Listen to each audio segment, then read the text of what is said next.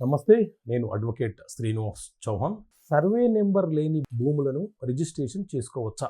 సాధారణంగా మన దేశంలో 1923లో బ్రిటిష్ వారి కాలంలో survey and settlement boundaries act అనే చట్టం వచ్చింది.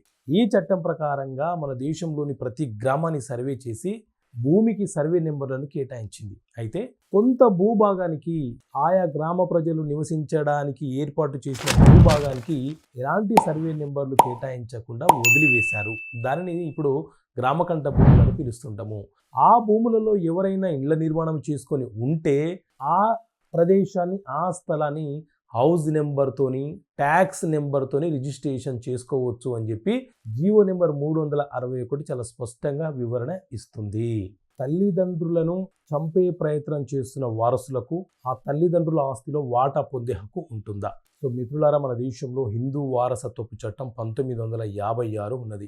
ఈ చట్టంలోని సెక్షన్ 25 ప్రకారంగా ఎవరైనా వారసులు మా తల్లిదండ్రులు మాకు ఆస్తులు ఇవ్వట్లేదు, ఆస్తి బాగా పంపిణీ చేయటం లేదని చెప్పి వారిని చంపే ప్రయత్నం చేయడం, వారి మీద కుట్రలు పన్నడము, హత్యా ప్రయత్నం లాంటివి చేసి వారిని ఇబ్బంది పెడితే ఆయా వారసులకు ఆ తల్లిదండ్రుల ఆస్తిలో వాటా కోరే హక్కు ఉండదు.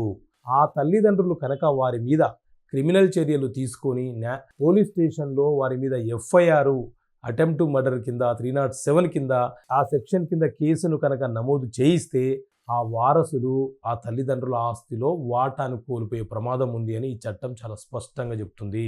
ఆస్తి పంపకం జరగడం కంటే ముందు ఎవరైనా ఒక వ్యక్తి, ఒక వారసుడు జన్మించిన మతంలో నుంచి వేరే మతంలోకి మారితే అతనికి తల్లిదండ్రుల ఆస్తిలో వాటా కోరే హక్కును కలిగి ఉంటాడా? సో మిత్రులారా, మన దేశంలో హిందూ వారసత్వపు చట్టం 1956 అమల్లో ఉన్నది. ఈ చట్టం ప్రకారంగా 1956 చట్టంలోని సెక్షన్ 26 ప్రకారంగా ఎవరైనా ఒక వ్యక్తి పుట్టిన మతంలో నుంచి, అంటే హిందూ మతం నుంచి వేరే మతంలోకి మార్పిడి చేసుకుంటే, మత మార్పిడి జరిగితే, వేరే మతంలోకి కన్వర్ట్ అయితే ఆ వారసుడు తన తండ్రి యొక్క వారసత్వపు ఆస్తిలో వాటా కోరే హక్కును కలిగి ఉండడు. ఒకవేళ వాటా పంపకాలు జరిగిన తర్వాత కనుక మారితే చట్ట ప్రకారంగా అతని ఆస్తిని మనం ఏమీ చేయలేము. భర్త మరణించిన తర్వాత భార్య మరొక వివాహం చేసుకుంటే ఆ భర్త యొక్క ఆస్తిలో, భర్త యొక్క వారసత్వపు ఆస్తిలో వాటా కోరే హక్కును కలిగి ఉంటుందా? సో మిత్రులారా, మన దేశంలో హిందూ వారసత్వపు చట్టం 1956 అమలులో ఉన్నది.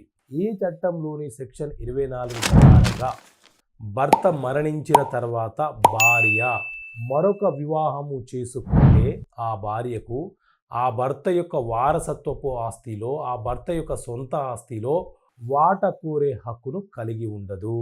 ఒకవేళ వాళ్ళకు వారసులుంటే ఆ వారసులు ఆ ఆస్తిని కోరే హక్కును కలిగి ఉంటారు, కానీ ఆ భార్య మాత్రము రీమ్యారేజ్ చేసుకున్న తర్వాత హక్కుని కోల్పోతుంది.